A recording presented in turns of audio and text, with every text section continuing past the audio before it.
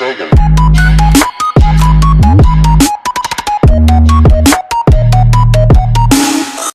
What is up, guys? You already know who it is. It's Attack of the Games, and welcome. I have some exciting stuff to, talk about pertaining to Call of Duty World War II. If you didn't already know, the revealed trailer were revealed. It was just amazing, mind-blowing, hype train 100%. I sound like a COD fanboy because I am. But if you didn't see the trailer, stick around for this trailer analysis / everything you need to know from the live stream video. And I should definitely keep it there in the last 2 minutes. Or I'll leave a link down in the description below if you're impatient. But you definitely need to see it to believe it. It's just amazing this year, the way they've done it. But like I said previously, this is going to be a trailer analysis, and there's some stuff from the live stream that there's probably some stuff that people didn't even know because, they weren't going to wait to watch the live stream. People wanted to watch the trailer. So I'm just going to fill you in on the blanks and some of that if you missed it. But before we get started, thank you guys for subscribing to me. Hit that notification so you know when I'm uploading vids. And of course, if you like the channel, please like, comment, and subscribe. Now, starting off with the highly expected co-op mode. Co-op is pretty much zombies. It's been confirmed. It's World War II zombies. Now, this zombies is going to tell the story of the Third Reich. No, sorry. Forgive me for that. Please don't roast me in the comments. It's pretty much their desperate attempt to create an army in the final stages of the war. Now, that sounds interesting, seeing how as the Germans were pretty much sadistic bastards that, were experimenting on a lot of people, and so this would make a lot of sense for grounded zombie stories, whereas in Treyarch zombies, it just gave no explanation. But I think that's pretty cool, so at least zombies is confirmed. That's the secret whole co-op mode. Makes sense. Now, moving on to the multiplayer. There's not a lot of news, but it is something. Now, if you remember from the leak, they were talking about something of a social hub or a new way to socialize within the Call of Duty community. Now, what that is pretty much a thing called headquarters, where it acts like the same thing as Destiny's Tower, where you go around in a third-person perspective and just run around, buy some guns and ammos and all that stuff. Check out your accomplishments from the missions that you've done. This seems to be being implemented in World War II, and I don't know how it's going to work, but they did say it's going to be outside of like the game lobby, so maybe it's like when you go to the multiplayer menu, it's going to be an option there, and you just click on it, and you just, I don't know, fraternize with other Call of Duty members. And another thing about multiplayer is war mode. It's pretty much the game mode from World at War ×2. It's pretty much the Axis versus the Allies, and it has infantry and vehicle combat. Now, this probably means in a battlefield sense that we're going to have vehicular combat since World at War, because that had tanks, and that's pretty crazy. And I'm hoping, I don't want to overhype it, but maybe it's probably like 40v40, because World War II is a pretty big battle. I mean, war, so it's, I don't know. Sorry, I'm stuttering my words. It's just all too much to soak in. And now we're talking about the single player. Pretty much, the whole game takes place in the battles that pertain to Europe, the D-Day and the Battle of Bulge, and you pretty much play as an inexperienced private, Daniels, as he goes through the U.S. 1st Infantry Division, fighting their way through Europe. And at some point, there's some missions that you pretty much will play as a woman in the French Resistance. So you know how Call of Duty used to do the whole jumping from one soldier to another. But yeah, it seems like there's going to be only like 2, or I don't know, maybe more. We don't know. I hope there's definitely more campaigns, so like they did with Battlefield 1, where you got to like experience the struggles and the brotherhood and the friendship and all the other stuff from other soldiers. That made that campaign so awesome. And another thing to note that Josh Duhamel, if you don't know who he is, he was pretty much the soldier guy from the Transformer movies. He pretty much makes an appearance in the game, so he's like what Christopher Maloney was in Black Ops 3, but he's not a villain, so And now let's get into the trailer analysis.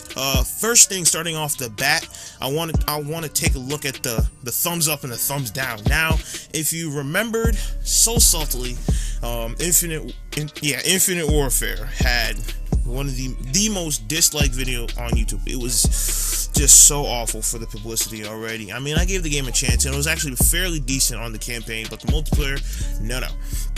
So yes, already you can see that there's more likes than dislikes, but give it like a whole day, because the trailer came out like a few hours ago, then I guarantee we'll probably get up to 1 million, because who can't dislike it?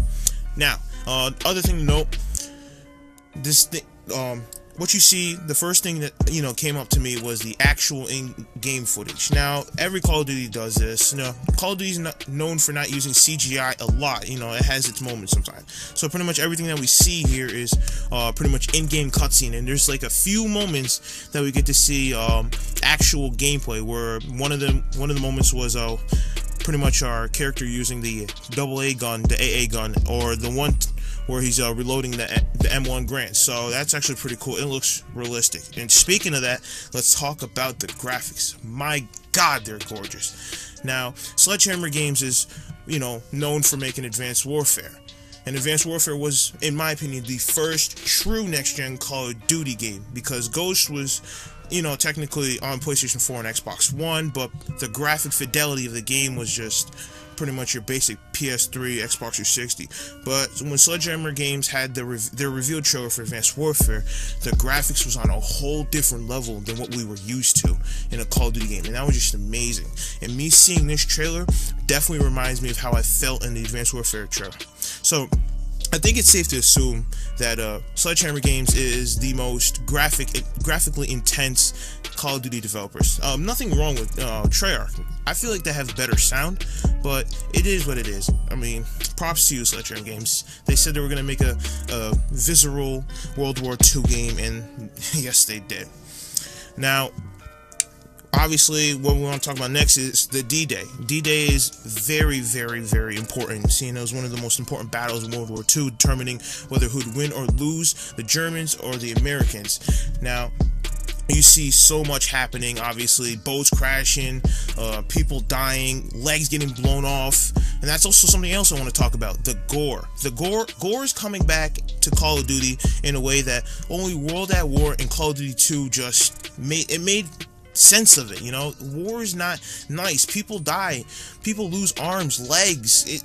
I mean, the way you see freaking guys getting his head bashed in with a helmet, or the airplane shoots the guy as they're running, it just, wow, it's crazy. Now, I wonder if they're gonna do what they did in Call of Duty 2, where you can have the setting on, this is for PC, or if they can have the setting to increase the body count to like insane mode, where there's like, I think there was like about 1,000 bodies on screen.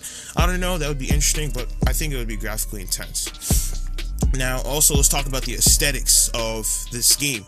Now, obviously, World War II is gritty. It's just, obviously, boots to the ground. No jetpacks. So, no, but this war is just serious. It's one of those wars that makes you not want to live through it. It happened, and you want to reflect on it, but it doesn't make you want to live through it again.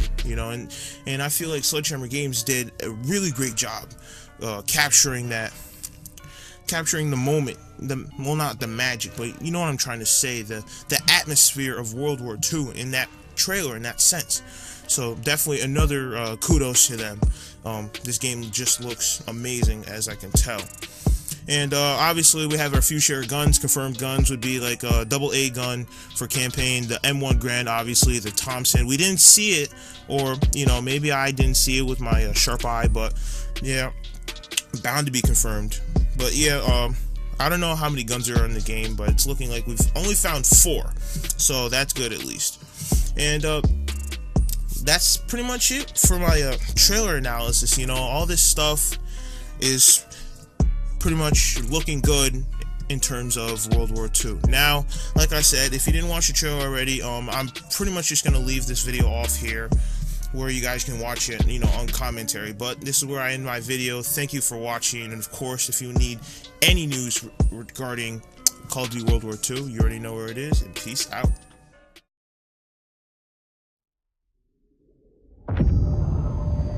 This day have set upon a mighty endeavor. Souls will be shaken with the violences of war. In in this hour of great sacrifice. We shall prevail.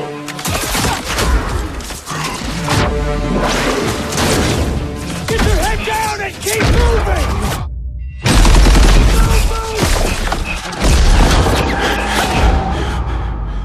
We are all that separates the world from darkness. The enemy is ruthless. We cannot, we must not fail. Duty first. There is! Won't be enough for you!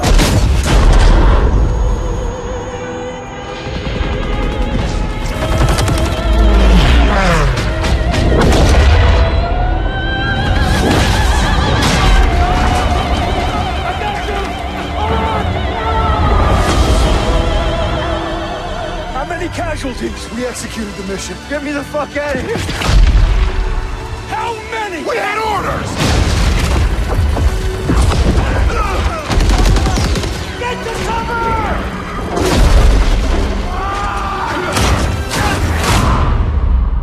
Lieutenant, tell them what we're all about. No mission too difficult. No sacrifice too great.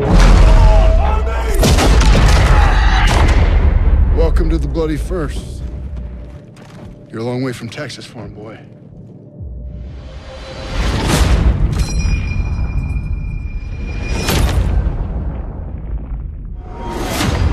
Pre-order now and get access to the private beta.